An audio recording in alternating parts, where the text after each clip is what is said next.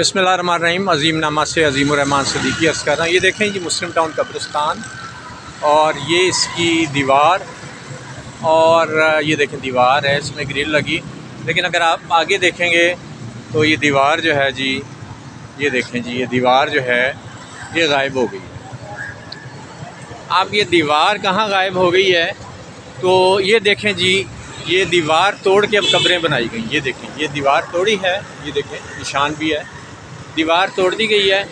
और जनाब यहाँ ये देखें जी, ये कब्रें जो है ना जी, ये बनाई गई। अब यहाँ पे कब्रें बनाई जा रही हैं दीवार तोड़ के। ये देखें, यहाँ पे भी अब कोई कब्र बन जाएगी। ये देखें, ये दीवार तोड़ के जनाब ये भी कब्र बना दी गई यहाँ पे।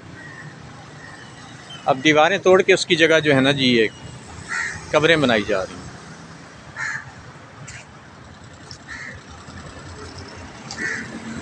ये देखें, ये दीवारें तोड़ के और ये कब्र बना दी गई है। अभी ये दीवार कुछ बाकी है।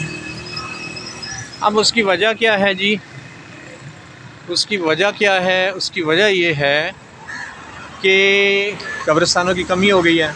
दूसरा आप ये देखें जनाब, कब्रें इतनी इतनी बड़ी, ये देखें जी, ये कब्र किसी ने बनाई, बड़ी कब्र में बड़ी लेंटर डाल के जनाब ये छतें डाल दी जाती, बड़ी बड़ी कब्रें बना दी जाती।